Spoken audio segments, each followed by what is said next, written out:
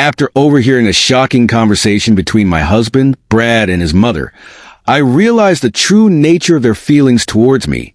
When they thought I was asleep, their usual pretense fell away, revealing cold-hearted intentions. Initially, when we left our home, they claimed it was to protect their assets, but when they returned, chaos ensued. My name is Daisy and I'm 30 years old. After dating Brad for 5 years, we got engaged and moved in with his parents. Despite agreeing that we would buy our own house after having our first child, almost 2 years later, we were still living with his family. This extended stay with my husband, mother-in-law, and his younger brother began to raise concerns among my own family and friends. However, as my parents lived far away and couldn't help, I tried to remain optimistic.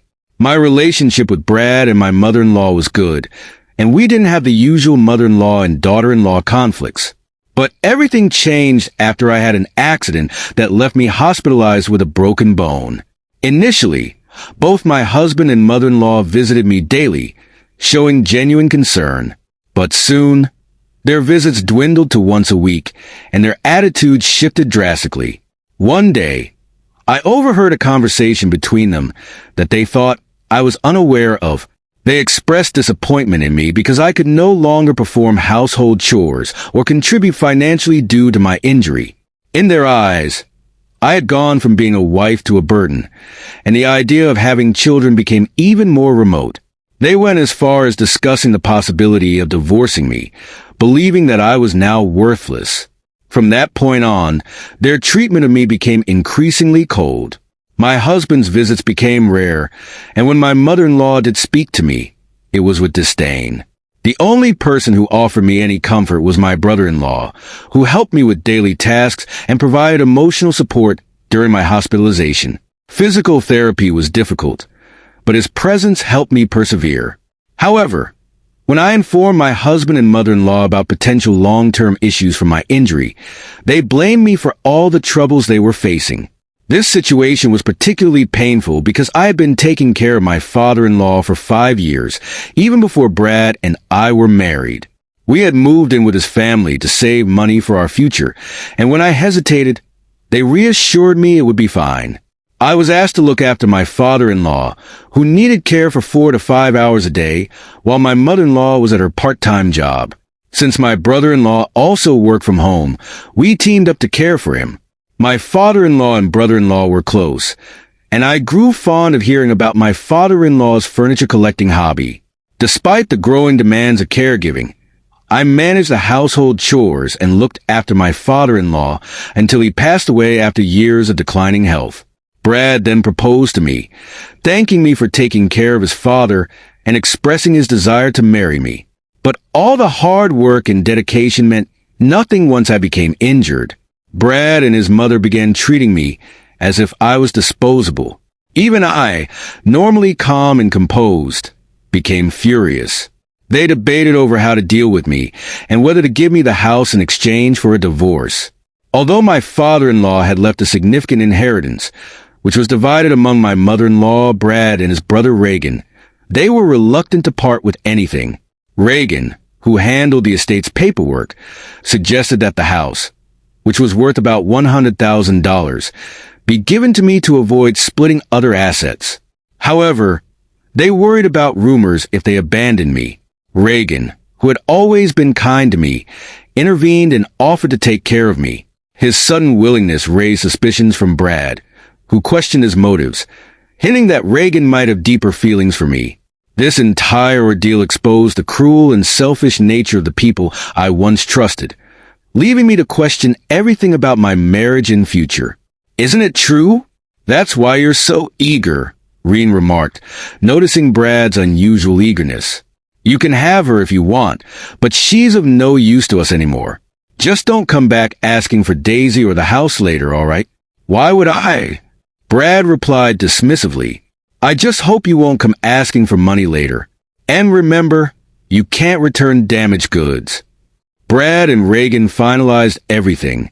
They signed the necessary papers and arranged to formally transfer the property title through a lawyer. As they left, Brad said, "I'll take out some money from my savings So why don't you find yourself a younger, healthier, and prettier woman to marry?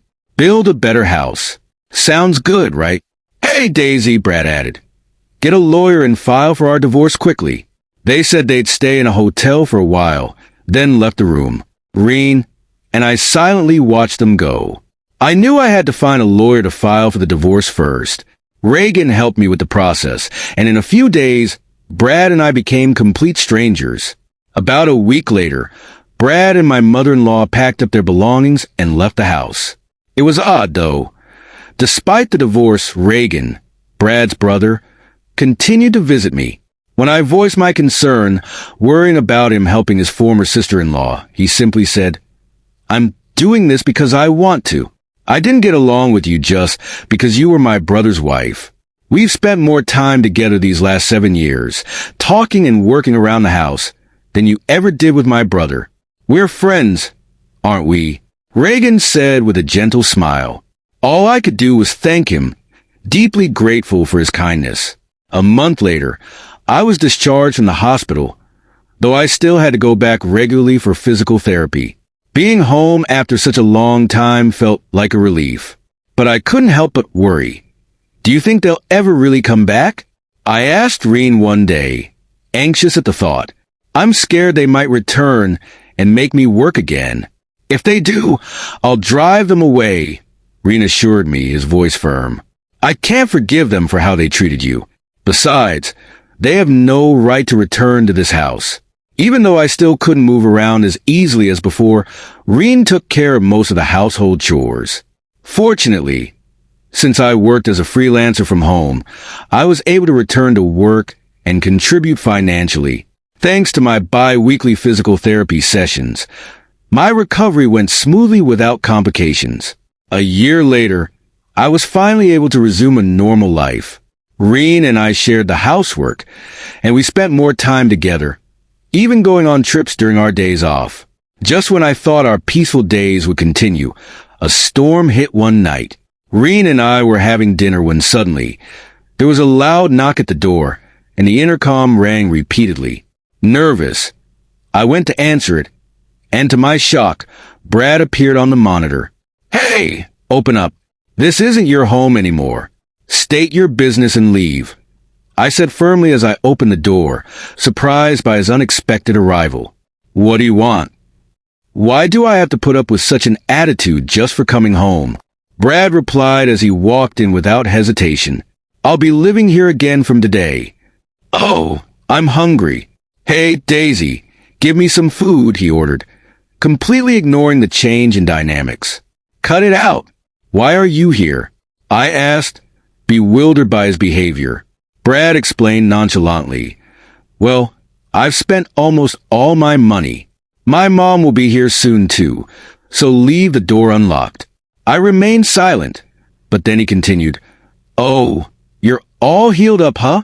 That's great. Let's get back together. You must have had a hard time without me. He approached me with a sickening familiarity, and the sheer audacity of his actions made me feel nauseous. Stop it. I divorced you, and I don't care about you anymore. Don't get cocky, Brad shouted back. You've been living on my money this whole time, and you can't do anything but housework. Just shut up and do as I say. Just then, the door opened, and his mother arrived, immediately criticizing me for leaving the door unlocked. What's going on? She asked. She's been getting cheeky, so I was giving her a bit of education, Brad explained. Once again, Brad and his mother started making themselves at home, acting as if it were the most natural thing in the world. I had enough. This isn't your home. I'm calling the police, I threatened. Oh yeah, Brad sneered. About that, this house was originally in your father's name, right? So, that means as heirs, my mother and I are entitled to it too, which makes our agreement null and void, doesn't it? Brad's ridiculous claim left me stunned. You promised to give me the house. If you're nullifying that, then everything about the division of property should be nullified as well. Fine, Brad said. Give me half of the savings. Sure, but I don't have it anymore, I replied, trying to stay calm. Didn't I tell you earlier? Brad smirked. I've squandered it all. I quit my job, spent it all on booze, fun, investments, you name it. His admission left me speechless, utterly shocked by the unbelievable reality of the situation. One day, Brad revealed to me that he had accumulated around $20,000 in debt with a consumer finance company. He casually suggested, or rather insisted, that I should pay off this debt for him. At first, I thought he was joking or trying to deceive me, but his mother confirmed the situation. Shocked, I replied, "I can't lend you that much money." He quickly responded, "I'm not asking you to lend it. I'm telling you to pay it." Appalled by his audacity, I stood my ground, refusing to give him any money. "I'm not giving you a cent. In fact, I'm calling the police," I declared. As I reached for the phone, Brad lost his temper and began destroying the precious furniture in the house, which had once belonged to my late father-in-law. His mother joined in, laughing as they wrecked the cherished keepsakes, tarnishing the memory of my father-in-law. Within minutes, they had turned the house into a scene of chaos and destruction. About 10 minutes later, the police arrived. I explained the situation to the officers, detailing how Brad and his mother had forcibly entered the house and vandalized it. One of the officers turned to Brad and asked for his side of the story. Brad, with an air of entitlement, argued, "What's wrong with breaking things in my own house? We're just getting rid of stuff we don't need. What's the problem?" At this point, Reagan stepped in to clarify the situation. "This house doesn't belong to Brad or his mother. It's under my wife's name, and it always has been. Our father left a will specifying that the house is hers." The police, who had been unsure of how to respond initially, now understood the situation better. One officer asked, "So this isn't your property?" Brad, still trying to salvage the situation, pleaded, "Hold on, but I'm her ex-husband. We're like family. She'll forgive me, right?" I couldn't believe his nerve. "Don't make me laugh. You're a stranger now. We're divorced. You treated me like a maid even before the divorce was finalized, and you were already seeing another woman. Why would I forgive you?" Desperate, Brad tried to shift the blame, claiming, No, that's not what happened. I was just following my mother's orders. She made me do all this." His mother backed him up, revealing that Brad had indeed been trying to remarry after our divorce and had even quit his job to start a business, which had failed within a month. Despite his reckless behavior, including gambling and other irresponsible actions, he had ended up broke and rejected by lenders. It was clear that his financial situation was dire. "You brought this all upon yourself," I asserted. Despite their earlier arrogance, both Brad and his mother began to desperately plead for forgiveness. It was utterly absurd. "No, I won't forgive either of you. And this isn't just about the past. You were treating me like a servant until just moments ago. Refusing to leave when I asked you is illegal. And since the furniture you destroyed was mine, you'll need to compensate me for that."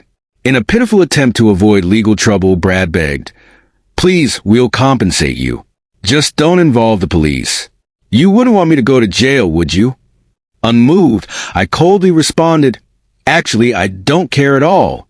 To make matters more complicated, it was revealed that I had since remarried, this time to Reagan, Brad's own brother. Brad, shocked, exclaimed, "It hasn't even been a year, and you've moved on to another man, my brother at that." I shot back, "What are you talking about? You moved on before we were even divorced, and you wouldn't return Daisy to me no matter how many times I asked. Stop clinging to the past already." Realizing he had no more excuses, Brad finally said, "I don't care anymore. I'll pay for whatever damages there are. How much for the furniture?" The furniture my father-in-law had collected was all high-end, made by famous designers. I replied, "If we estimate, it would be roughly $100,000. Brad and his mother, who had believed the items were worthless, were shocked. "You're going to compensate for what you've broken, right? We may not be able to replace the exact items, but you'll need to pay up," I insisted. Unable to afford such a large sum, Brad and his mother were distraught. The police took them away for trespassing and vandalism, and of course, I didn't forgive them. I proceeded with legal action, filing a lawsuit against them. Afterward, Brad and his mother sought help from Reagan, but he bluntly rejected them, stating, "I'm ashamed to even be related to you by blood." It seemed they were finally getting what they deserved. There was one more thing I had kept secret. My father-in-law had instructed me to sell the house and use the money as I saw fit. Reagan had initially told me the house was worth around $100,000, but in reality, the documents revealed it was valued at $500,000. Given its prime location, it might even sell for more. For now, Reagan and I decided to take it easy in the house my father-in-law left us. We had no immediate plans to sell it, but eventually intended to sell the land and build a new home. I had been concerned about starting a family, so after marrying Reagan, I visited a gynecologist. Thankfully, both Reagan and I were healthy, and with the troublemakers out of our lives, we were now living happily together.